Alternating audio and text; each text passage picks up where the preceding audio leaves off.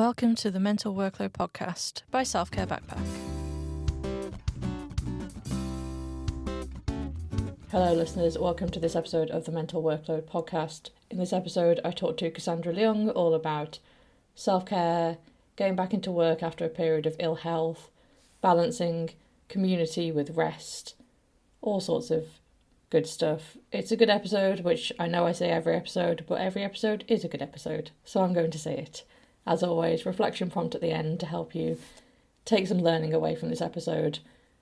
I am slightly echoey in this episode. I'm not in my normal recording place, so I have tried to reduce that, but apologies. Cassandra sounds awesome. You should listen to her anyway. That's all from me. On with the show.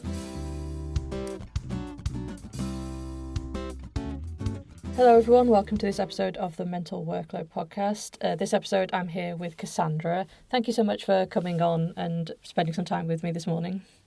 Thank you for having me. I'm very excited to be here. I'm super excited. So, Cassandra is a trained quality engineer and certified Scrum Master, used to wearing many hats. She's very passionate about her work and as such she struggled to find the right balance in the past, but is now making it one of her top priorities to protect her own health and well-being. So again, thank you so much for being on the episode. This is certainly something that I am trying to practice in my own life as well, which is why I'm very excited to come in to talk to you about this today. I'm wondering if we wanted just to start with you just giving a quick introduction to where you are now, with this kind of work. Yeah, so basically a few years ago I got super burnt out. I was already not doing great, and then just with the work situation and everything, it just all got a bit on top of me. To cut a long story short, I ended up getting really sick and I spent a total of 2 years out of work actually, due to the health problems and then, the time it takes to get back into work because I actually got made redundant during that time as well, which was perfect. Now I've been in my new job for almost 6 months now, and I'm happy to say that things are going much better. So I've been working really hard to try and improve my mental health, which I'm happy to say I've managed to achieve. And my focus now is to stay in a healthy place and make sure that I don't essentially go back to where I was before. Yes, yeah. And I think that's really important. It's certainly some of the conversations I've been having recently is that kind of switch that you have to make from self-care as something that you do almost after everything else, Right. as self-care to being something that has to be like a continuous practice. Yeah, yeah, for sure. I think for me, as I say, because I'm very passionate about what I do, so it always seemed like it was a fair trade to, push myself to my limits and to get involved in all of the things because I was getting so much out of it, but I wasn't paying attention to how much of myself I was putting into it and what that ultimately meant for my health and where that would put me at the end of the day. So, lesson learned. Yeah. Yeah, definitely. I think, again, so as I've said before, I used to also work in quality engineering as well. Mhm. And everyone there is so passionate and the community is so strong Yeah.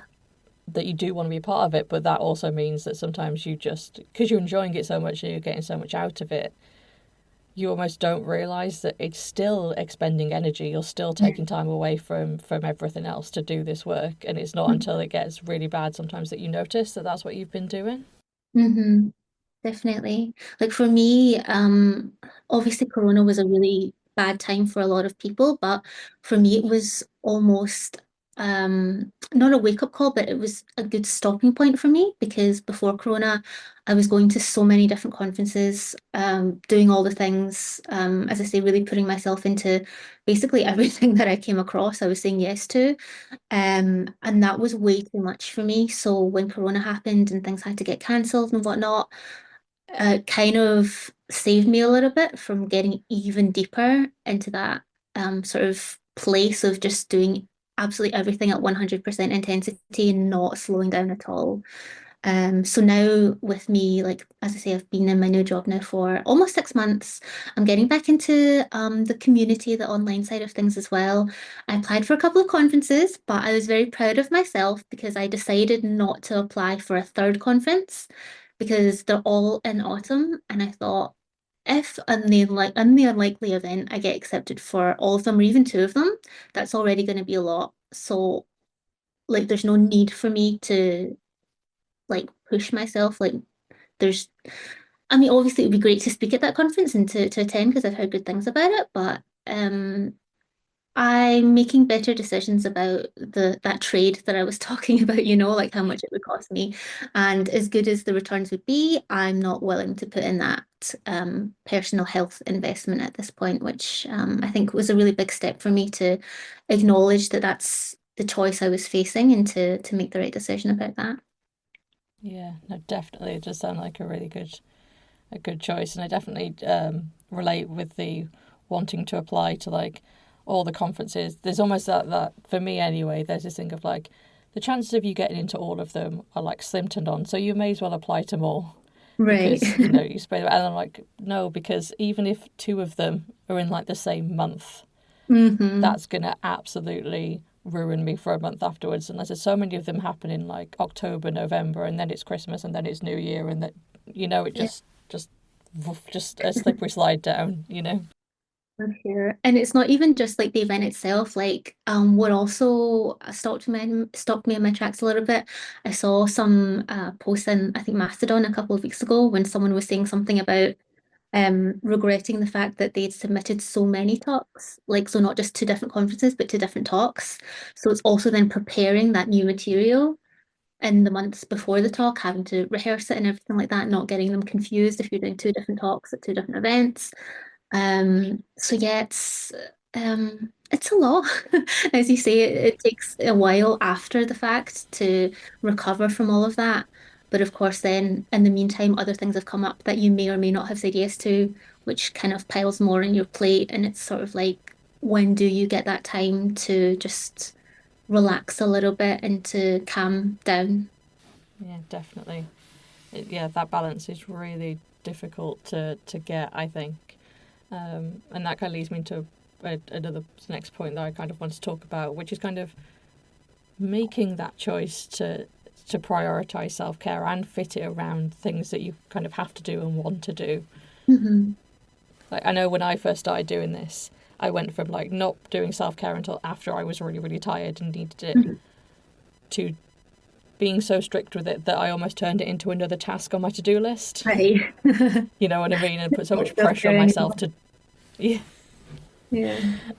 And so now it's a bit more of a gentle kind of I know I need to do something. I'm going to see what happens and see what I need hmm and grab something. It's where the self care backpack thing came from. It's just I've got a backpack full of stuff. I'm just going to grab what Yeah. I need and what suits the time rather than be really strict about it. I think that's a great idea, and it's so important to listen to yourself in the moment and sort of figure out what kind of self-care is it that you need. Because for me, like I so often think that self-care means actively doing something, if it's like doing one of your hobbies or like, checking in with a couple friends or whatever. But sometimes self-care is just not doing anything at all. And even like when there's activities that I want to do, like I recently got back into painting and I started sculpting. Even if it's like part of me wants to do those activities, sometimes I just need to listen to my mind and body saying that would be nice, but not right now. Yeah, definitely. And I think sometimes there's something about, and I want to talk about like the painting and the sculpting because I've never done either of them, and they sound so like mindful. Like I know you said earlier in the little document that you sing while you sculpt as well, and that just sounds Yeah. so mindful and peaceful. Yeah, I mean, to be honest, I kind of the thing with painting, I have a complicated relationship with painting because when I was younger, I was always good enough at sort of replicating images, drawing or painting, whatever. So people expected me to do it because they thought I was good at it. And because people expected me to do it, I did it. And I, to this day, don't know if I actually enjoy it. So that's a kind of weird thing. But what I do like about painting, as you said, is I sing at the same time, and I know that I enjoy singing, and the painting just gives me something to do with my hands while I'm singing because it's a bit awkward just to sit there or stand there singing away to yourself. But if I've got, a paintbrush in my hand, I can look at reference images and stuff like that, then it kind of keeps the rest of me busy whilst I'm doing the singing activity, which I like. I just like singing, but um, I've heard as well that there's something about singing that sort of changes the way that you breathe, so that you breathe a bit better, like more from the stomach rather than the chest, which I'm definitely a chest breather.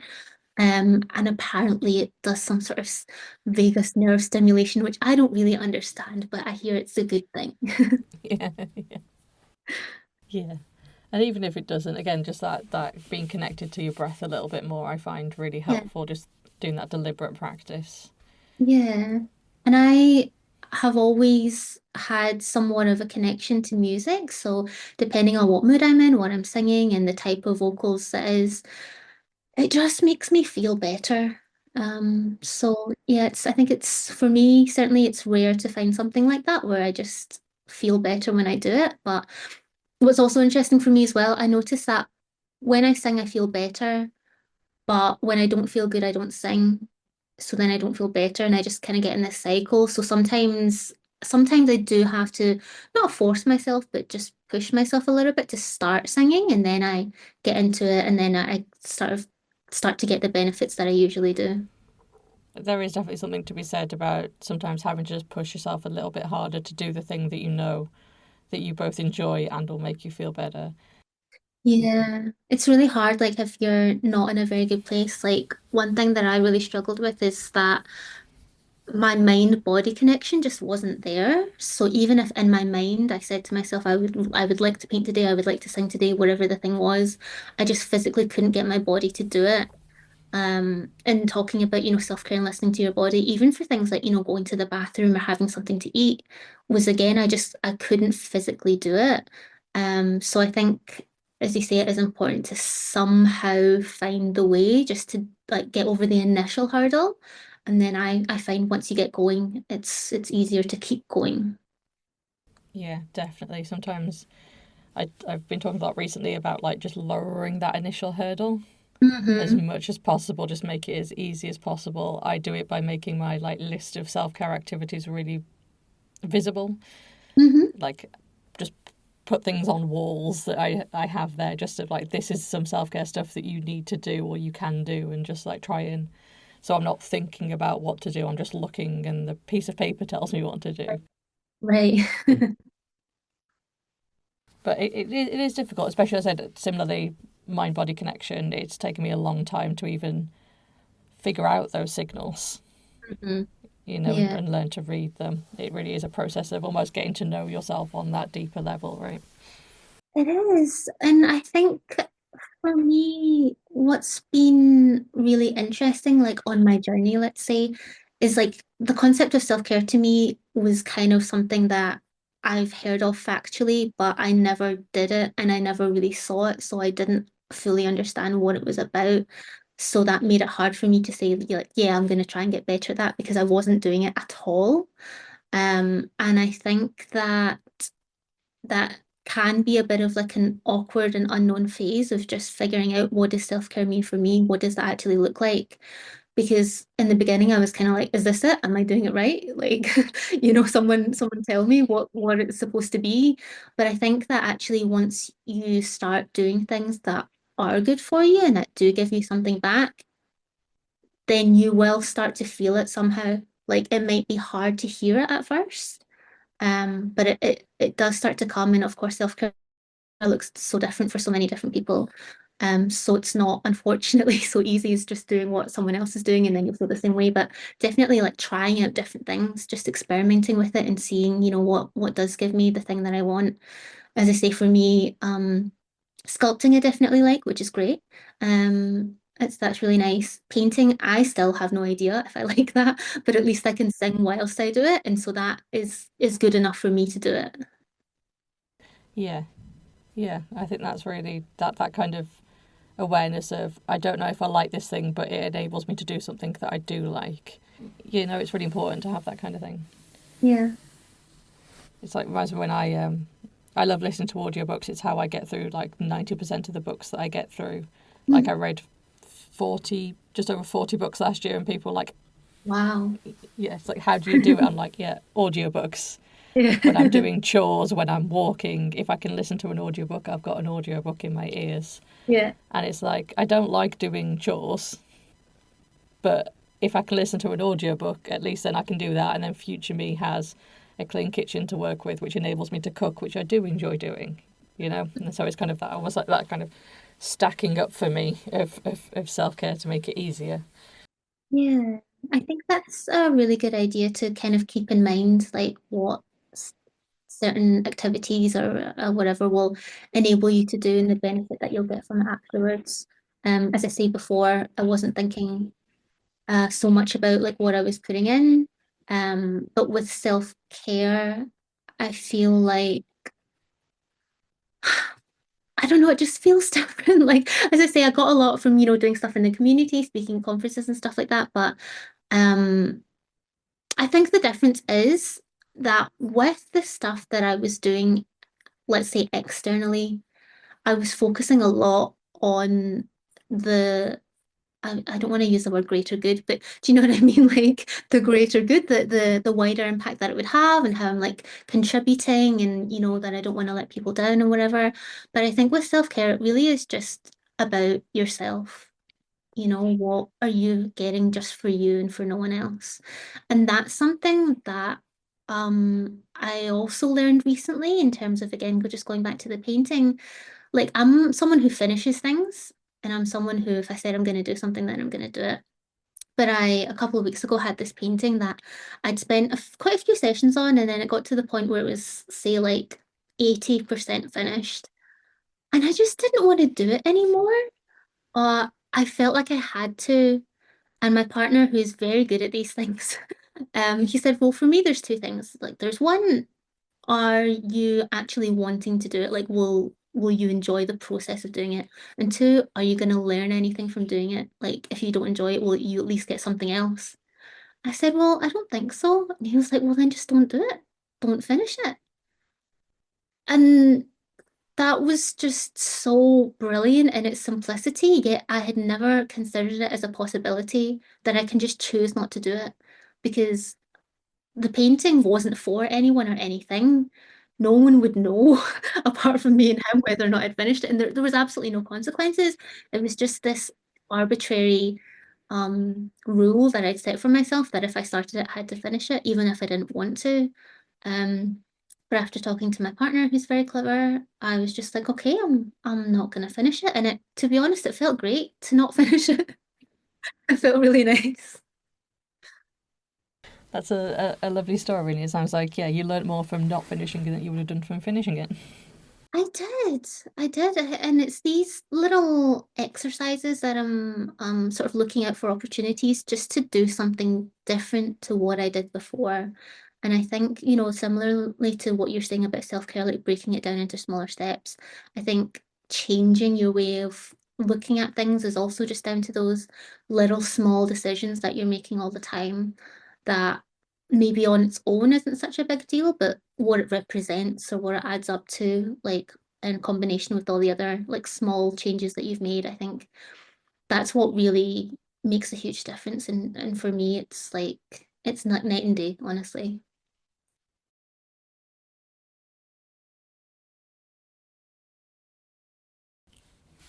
So we've talked about the painting and the sculpting, and you mentioned that you're not quite sure if you enjoy the painting. It's just something that you can do, and you can sing while you're doing it.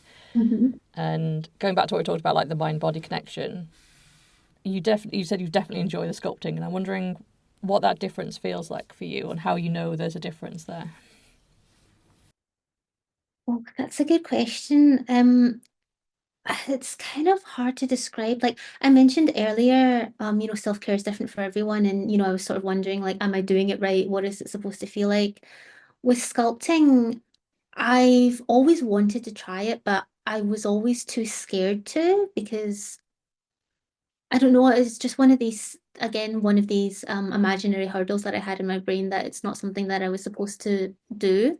But I started doing it a couple of weeks ago and I just instantly felt like this is good for me, it just on the inside, I felt like, I'm doing something with my hands, I'm doing something with my brain, it's stimulating me, and it feels like I want to keep doing it. Whereas with painting, I'm sometimes like, like, is this, can I be done with this session now? Like, what do I do next? I kind of don't really know what to do with myself, but with the sculpting, it feels like so much more of like, um, yeah, you mentioned like mindfulness. It feels more like a mindful activity that I'm choosing to do. And I think that, when you are not in a good place, if you manage to do something, a lot of the time it's on autopilot. But when I'm sculpting, I feel a lot more aware of things, and just able to go with it and to actually enjoy the process. Because I was asked by someone as well, like, oh, well, if you're not sure if you like painting, like, are you at least satisfied with the paintings afterwards? I'm like, yeah, I suppose. But with the sculpting, it's while I'm doing it, I feel something nice. And you can tell that I'm not very good at the positive emotion words. But yeah, it just feels good when I do it. Yeah. Because like the way we've talked about painting, it's very much like it's something that you can do, but it also enables you to sing, and that's something that you really find embodying. Whereas it sounds like the process of sculpting is the thing that you enjoy, you know? Yes, definitely. Like I sing while I do that too, but I sometimes even like yesterday I found myself not singing at points because I was so focused on the sculpting, like in a good way. And I think that's nice because it shows that it's not just something to do while I'm singing. It is actually an activity within itself that I'm Yeah, into. there's like a deeper. It's almost like I'm kind of thinking, like for me when I'm doing, like I'm thinking the difference in like cross stitch and knitting. For me, I like doing knitting, but I prefer cross Hmm. stitching. And I think for Okay. me, it's the entire process of cross stitching. So it's getting everything together. It's putting the colours in. It's even doing the boring bits. So I'm just doing like bits of just the same colour over and over and over again. Like even that Hmm. just connects to something in my brain that kind of just brings me down. Whereas knitting, Yeah. I sometimes get a bit bored. You know what I Right. mean? Wondering Yeah, when it can be exactly. over. It's like, God, I just need to get these like 5 lines, the rows done so I can get to the next bit. Whereas with cross stitching, the Uh-huh. entirety of the process, like I'm doing like a full coverage thing at the moment. So like the most stitching I've pretty much ever done. And I was in this bit a couple of days ago, I was in this moment and it's just blue for like 30, 40 stitches, like squares, just the same colour over and over Oh. again. But I was there, like I was in it, I was doing it, I was enjoying it, you know? Yeah. Yeah. No, cross stitching is something actually that I tried when I was younger, and I actually, now that you say it, I did enjoy that as well. But yeah, haven't done it in a very long time. I enjoy it, but it occasionally humbles me because I'll realise that I've lost the ability to actually count properly and I've miscounted. Yeah, it helps if you have like one of these, I don't know what you call it, like the word map comes to my head, but the little squares of the pattern or something like that. You can just like cross them off as you do that. We've talked a lot about you doing conference talks and how you've applied for two this year, and I Hmm. know we've spoke a little bit about a new talk that you've putting together that's very much related to this. And I wanted to do a little bit of a teaser Yes. for people. Sure, yeah. So it's just in applications right now, so it's not like a fully developed talk yet, but it's called 10 Commandments of Sustainable Working because that's something that I've put together for myself. I'm looking at it on my wall just now. I've like made it and I printed it out, put a nice border around it and everything. It's on my wall right above my monitor, these 10 Commandments of Sustainable Working. And I mean, putting them together, like, because that way where if you have like these general ideas in your head and these things that you know to be true, but you're not really living them and whatnot, but you somehow keep them in the back of your mind. For me, making them more concrete and saying, I'm not going to actually write these things down and put them into words that I can understand both right now and when I'm in a time where I need these hints. I think that really did something for me in terms of solidifying them as real things that I should be doing or steps that I should be following. And then to have them, as I say, above my monitor as well, I will occasionally just look at them and read through them, even if, I'm not going through a particularly stressful period or whatever, because I don't want to wait until I'm in that stressful period. I want to be continually reminding myself this is how to keep things sustainable. This is how to protect my mental health rather than sort of dragging it back out from the dirt all the time. I can actually keep it in that nice place. Yeah. And that sounds great. Like I said, again, I'm such a fan of making things super visible and making them pretty or Hmm. attention and just putting them somewhere where you can really see them so you can remind yourself of this, like, almost like this commitment that you've made and Yeah. the things that you know Yeah. work, because sometimes it is really difficult when you're struggling just to remember that you know how to look after yourself, you know how to do these things, right? Definitely. That's something that I've talked about a little bit with my therapist. Like in normal day-to-day life, I feel like I'm pretty competent and there's a lot of things that I can do, like in terms of adulting. But when I'm somehow struggling or when I'm going through a difficult period or something's thrown me off, I somehow regress and it's as if I don't have access to those abilities anymore. Those skills just they don't exist for me. So to have these things that, as you say, are just sort of dotted about around the house or something like that, that I can just look at to remind myself, it helps a lot. Um, as you say, just to remind myself that it is possible, that I've done it before and I can do it again. Kind of brings me a little bit back to reality. Not that I wasn't in reality, but like from a nicer perspective of positivity rather than the Yeah, negativity. your brain can get very loud at telling you that it's never going to get better and you're never going to be able to deal with this, and then being able to remind yourself that you have done Yeah. it, and not only have you done it before, you've done the work to make it easier for you to do it now, right? Yes. And I think that I also am quite visual, so having these things around and seeing them all the time, it's almost like it's almost in a way like reverse gaslighting yourself. When someone like if you tell yourself something negative over and over again, you start to believe it. Well, how about if we tell ourselves something positive over and over again? And if we like give ourselves this positive reinforcement, if we show ourselves what we've achieved again and again, then I think slowly we can start to change our perspective for the better. Yeah, absolutely. And it can feel like you are literally gaslighting yourself at times. But like again, if it's something that you know to be true about yourself, I think that's the important bit. It feels Yeah, it settles a lot easier, and you will believe it because it's something that's true. Your brain's just making it hard to believe it right now. right.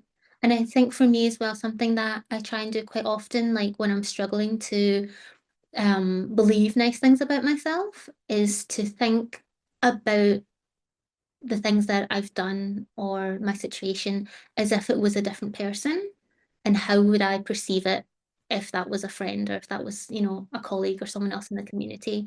How much nicer would I be about that situation and that person than I am to myself? Which is a shame that I have to do that, but it works because it helps me see, well, actually, why am I seeing it as being any different because it's me? I should actually see it the same way as I see it if it was to be another person. Yeah. And I think that can help. I'm going to come in from my own like therapy training a little bit here. Mhm. So often when we think about these things, we think about how it's how we see ourselves as well, but also there's a little bit of how will others see me in this situation. And so Mhm. I think there's a vague theory in my head that when we think about how would I perceive someone else doing it, and we're a lot kinder, Mhm. there's that dual thing of not only are we realizing we should be kind to ourselves, other people would be kind to us as well in this moment, Right. you know? Right. And for me, if I can imagine who that person would be, and I think about, do I trust that person's judgment? That helps me a lot because I have trust issues with myself. But if I can for sure imagine someone else being kind about me, and I have more trust in them, then it helps me to see reason a bit more. Yeah, just getting that like more realistic's the wrong word, just that kinder perspective I think is really important.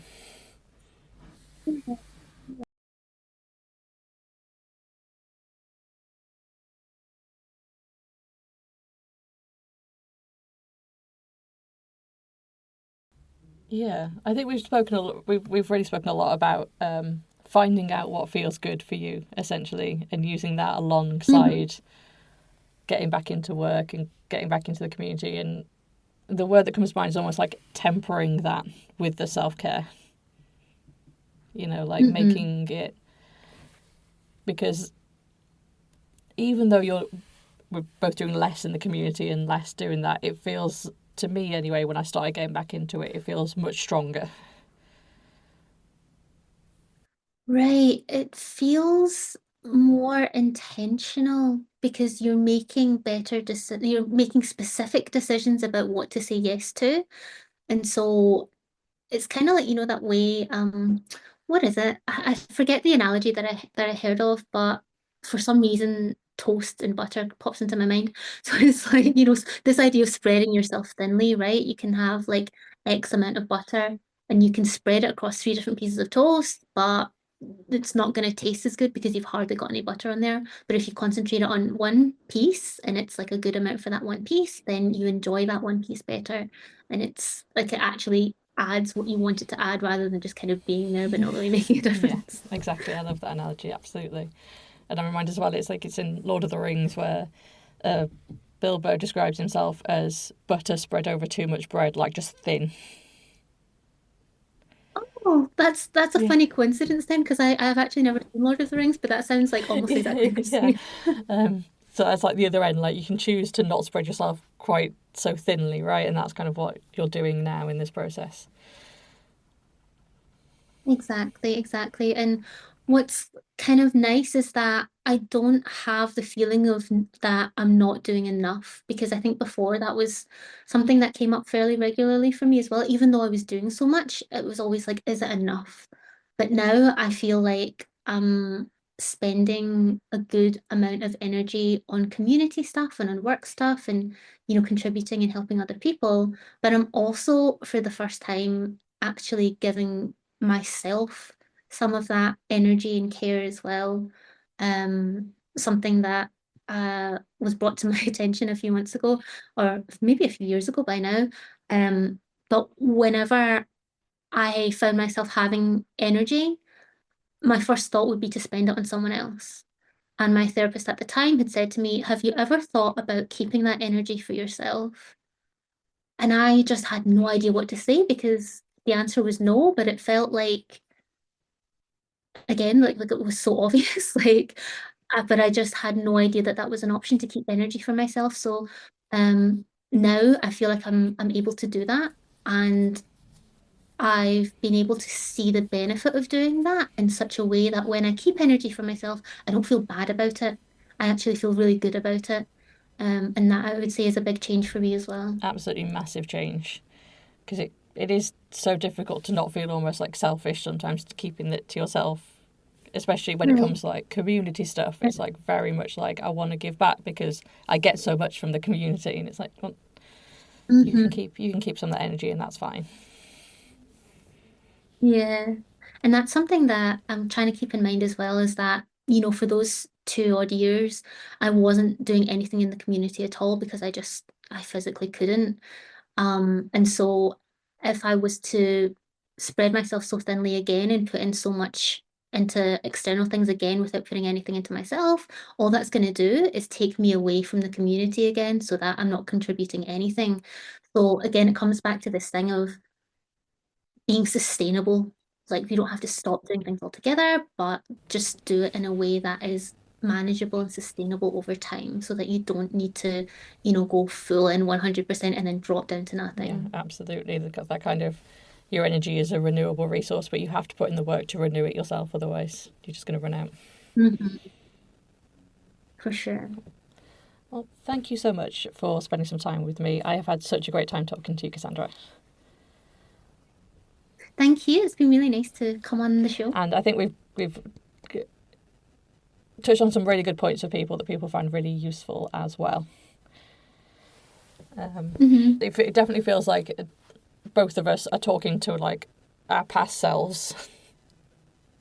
Yeah. Oh yeah. There's a lot of that going on. And maybe we can talk to other people who are in the same boat as we were in, you know? Yeah. Yeah. So every episode ends with a little reflection prompt for people to take away, because again, I've said before, I'll say it again, I love listening to like podcasts and books and stuff, but sometimes I will listen to it, think that's great, and I will do nothing with it. So I figure if I give people a little reflection prompt so they can start thinking about how what we've spoken about applies to their own kind of experiences, there's a chance that they might be able to take something forward a bit more, you know? Yeah. What I would really encourage people to do after this episode is just to take some time to think about what you like, what brings you something positive. And again, I'm not very good at those positive words, but whether that's if it's happiness, if it's joy, if it's just being content or like a warm feeling, what makes you feel good, that's just for you and no one else. And I would say that's the thing to do more of. Yeah, absolutely. Just start with something. It could be as small or as big as it needs to be. Just start with that, and then that's self-care. Yeah. So simple. Yeah. Thank you again. I will drop all the links where people can find you across the internet into the show notes, so people can come find you, find out about where you may be speaking in the autumn, all that kind of good stuff. Let's see. Yeah. But yeah, thank you again. Thank you very much.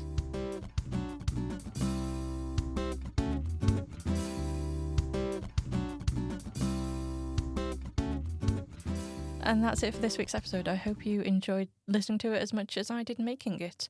As a reminder, you can find all the information like show notes, a transcript, all that good stuff over at selfcarebackpack.com/the mental workload. You can support the show over at Patreon at patreon.com/the mental workload.